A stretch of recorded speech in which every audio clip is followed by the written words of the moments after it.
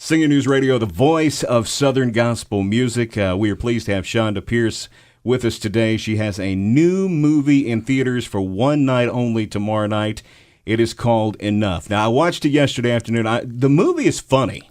Oh, good. Okay, because you got to tell these Southern gospel fans, one of the funniest parts in it is Mark Lowry, who on Facebook yesterday called himself the sex symbol in the movie, which is so wrong. But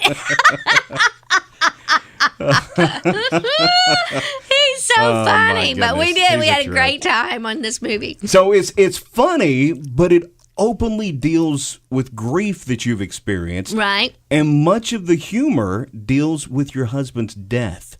It's kind of sick, how did you get to that and make it what it was and make it I don't know, what's the word? Palatable? That's a great word. I love that word. It's true. You know, my pastor used to tell me all the time, you keep going out there and put a fun face on Christianity.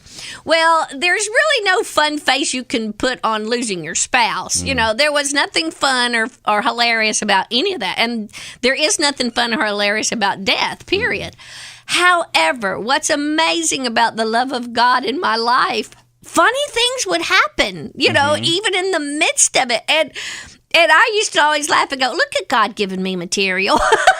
But things like, you know, really losing where he was putting the ground because they moved the marker and we had to get people out there to try to find him 6 feet under somewhere, you know, little things like that. Just the whole fact of I have nosy girlfriends that try to make me get on online dating, you know. It's not working, but it is great material. Yeah, exactly. But all that to say, you know, there are times in your grief, and the Bible talks about there's a time and a place for everything under the sun, the Bible says. And it's so true. There is a laugh that comes too soon to your trauma, and that's called sarcasm. Or it comes in being angry, you know, that hideous kind of a laugh where you're just mad at life and mad at God. I've had that before, you know. I like the laugh that comes after healing. That comes with a deep, gut-felt, crack-up moment. And I love that this movie is filled with those crack-up moments going, now look what we've gotten ourselves into, you know, and look what we're navigating. But, oh, man, if my sweet husband, speaking of him, was an English professor for years, and he used to teach creative writing. And he used to tell his classes all the time when they're writing, show, don't tell. You know, it's that whole little show and tell. In other words, don't just say, I had a happy day. Show what that day was, and then let people conclude that it was a happy day.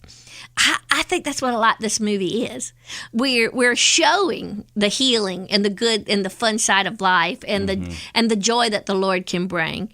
I also am in showing some of the tough stuff of behind the scenes and the insecurities of being, you know, in front of people all the time. And, well, I was going to ask you, you know, family life growing up wasn't exactly what was projected in public. No. You talk about that with your father, and to some degree, I guess, that ended up happening in your own career. Right.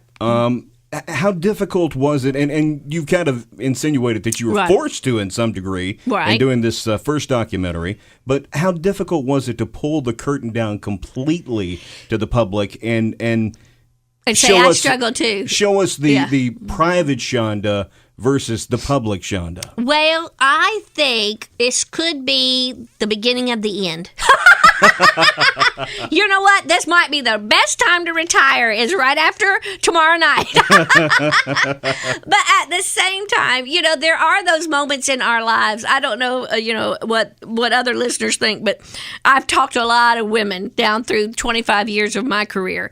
And there are those moments in our lives when we look at our hands and we realize our hands look just like our mother's hands, or I've gotten my mother's hips, or I certainly sound just like my mother. So we have become one of our parents, you know, that usually the parent we did not want to become, know.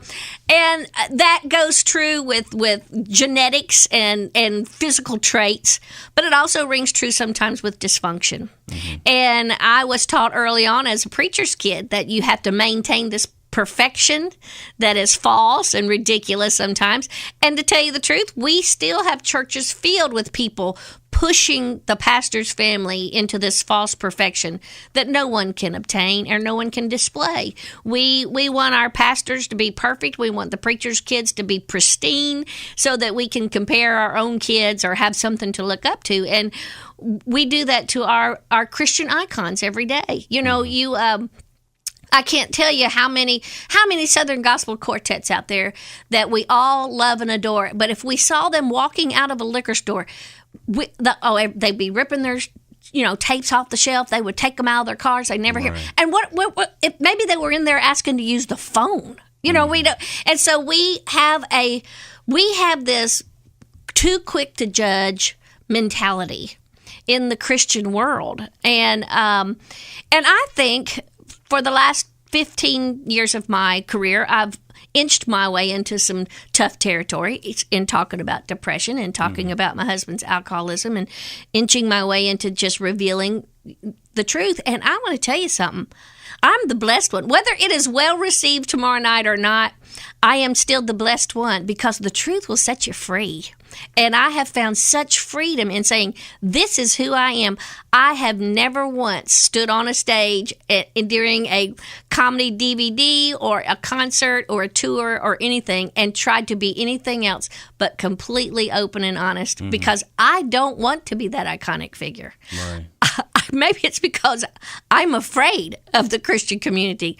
I know how quickly they turn their backs on you. Sure. And so I would still rather err on the side of sharing too much than to try to maintain some false sense of perfection in my life. As we close up this segment, I want to tell you alluded to men being touched by what you're doing as well. After I watched the first movie, Laughing in the Dark, I watched it over a weekend. Oh, boy. And I thought about it all weekend long. Wow. And I came in here on Monday morning, and for the first time in 16 years, revealed on the radio that I deal with depression and anxiety. Oh, praise the Lord. Your video made me do that. Wow. I'm just so proud of you. For one thing, everything, and I truly believe this, everything we drag out of the dark into the light, it loosens the power it has over us in the dark. And that's not just a psychological thing to do. That's scriptural. Everything that we stop giving the Satan fuel on, he runs out of gas and he fizzles, and so the freeing that you are for so many men out there that need to hear the truth and go into their wives' arms and say, okay, honey, you're right. I want to go get some help. I want to work on this. Yeah. The movie is called Enough. Tomorrow night is when it is airing, 7:00. The movie website again, Chonda Movie. ChondaMovie.com. Okay. All right. We'll be back in just a bit on Singer News Radio.